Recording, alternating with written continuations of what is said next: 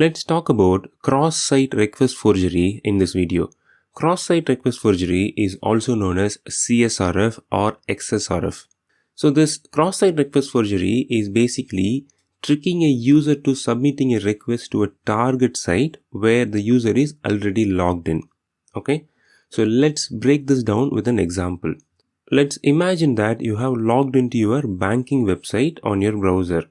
So this is a good website. When you log in, you will provide your credentials, and in return, the server will give you some sort of token. And in this case, let's assume that the token is sent back to the browser in the form of a cookie. This cookie is sometimes referred to as session cookie or authentication cookie.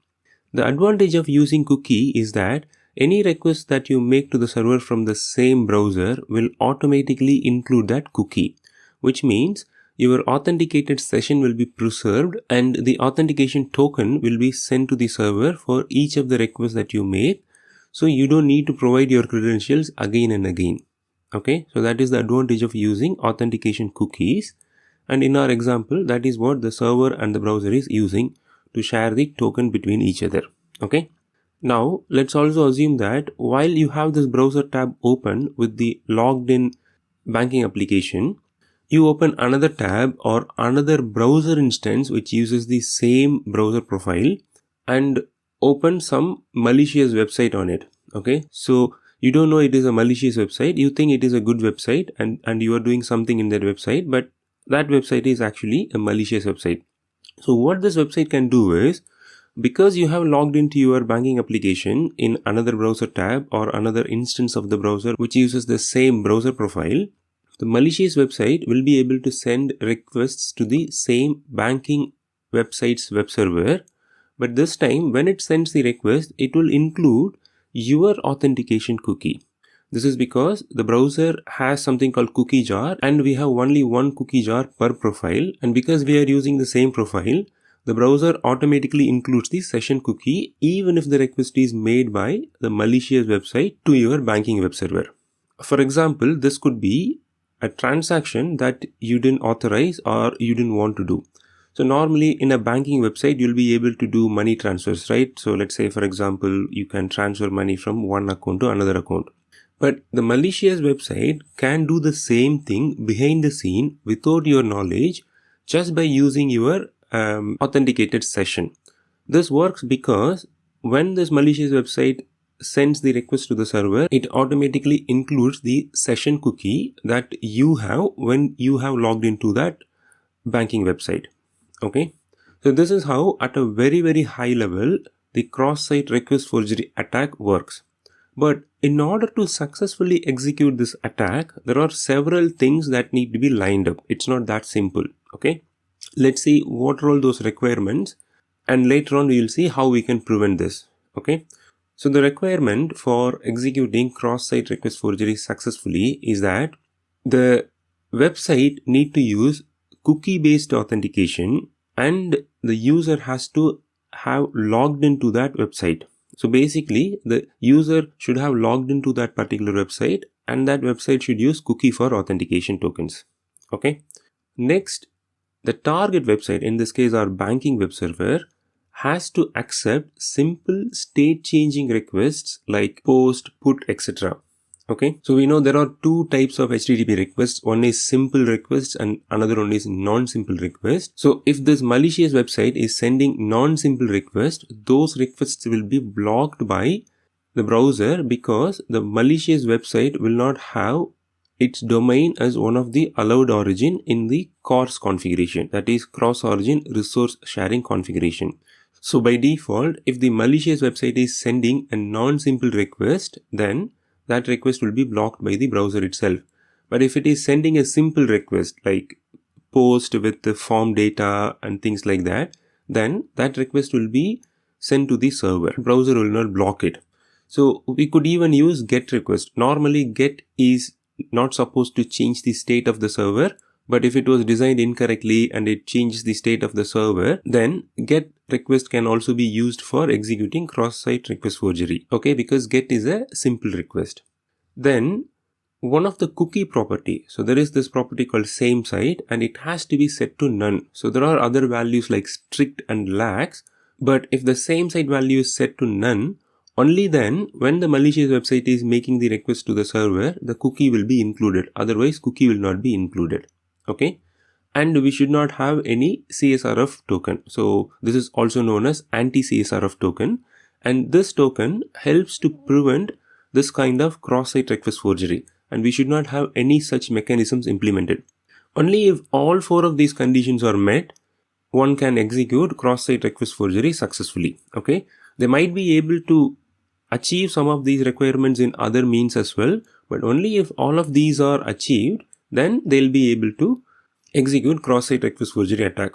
One note on the non-simple request: if for some reason the malicious website is included as one of the allowed origin, then the malicious website can even send non-simple requests. Okay, so that is even more dangerous. But by default, malicious website will not be part of the allowed origin, so we are okay here. But for some reason, if it is in allowed origins, then they can execute non-simple requests as well. Okay. Now we know that this is a problem, and we also know that all of these four requirements has to be met in order to successfully execute cross-site request forgery. Okay. So I want to highlight that this cross-site request forgery is very common with form submission, because form submission is a simple request. By default, when we use form submission, it uses URL encoded form data as a payload, and that falls under the simple request. So using a form submission from the malicious website is a very common technique that attackers employ to execute cross-site request forgery. Okay, now let's move on to see how we can prevent this. So obviously, the first thing that we can do is we can use anti-CSRF token. What is anti-CSRF token? It is a mechanism that allows the server to identify whether this request is coming from the genuine website or from a malicious website. How this works is, when user visits a page, in this case, when the user visits the banking page, they'll be getting something called CSRF token, which is a unique token. And that token is not stored in the cookie. That token is available only for the main browser tab, which actually visits the banking website. And whenever that browser tab or browser instance sends some data to the server, it will include this anti-CSRF token, and the server will verify whether this token exists and it matches with its record. If it does, then that request will be executed. Otherwise, that request will be ignored.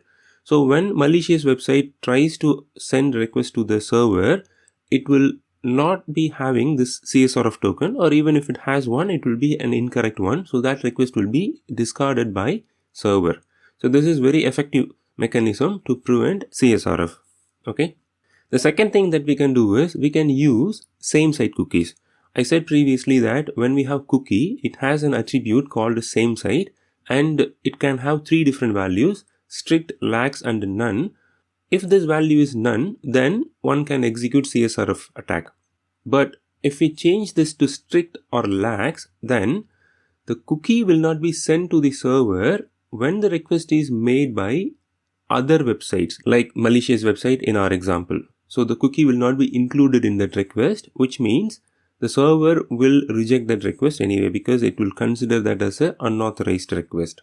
Okay.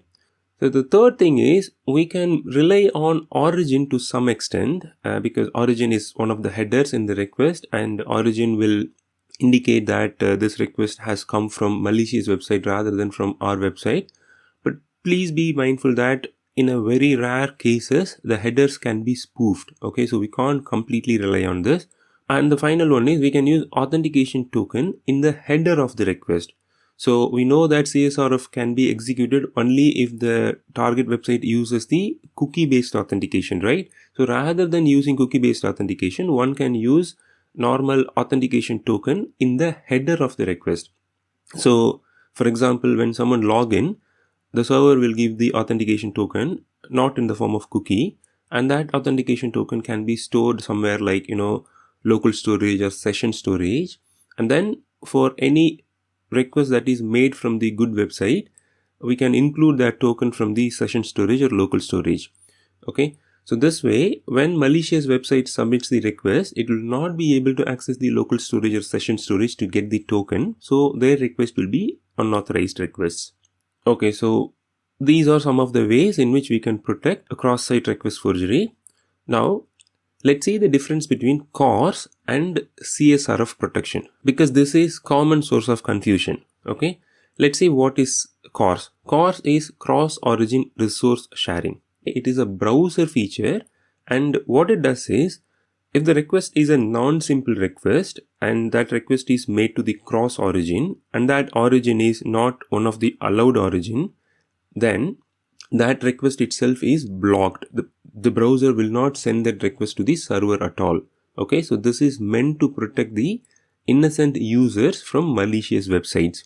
And if it is a simple request, for example, get or post with the form data and stuff like that, then the request will be sent to the server. The CORS feature will not block those requests being sent to server, but when the response comes back, the browser will block that response. So the response cannot be read by the malicious website. Okay, so that is how CORS works. So one of the key problem here is, if it is a simple request, then that request will go to the server and the server will execute it if you don't have any other protection on the server side. Okay, but CSRF, which is cross-site request forgery, is all about unauthorized cross-origin action. So this is done by taking advantage of the fact that cross-origin resource sharing allows simple requests to be executed on the server. So CSRF exploits that fact and tries to run some unauthorized transactions or requests on the server side. So this is an attack. So CORS obviously reduces the risk of CSRF, but it can't be the only defense. Okay, because if it is a simple request, then CORS can't do anything. We need to have other things like anti-CSRF token or same site cookie and stuff like that. Okay, only if we have these additional protection, we'll be able to stop cross-site request forgery. Okay, so that is all I wanted to share about cross-site request forgery in this video. I hope this is useful. Thank you.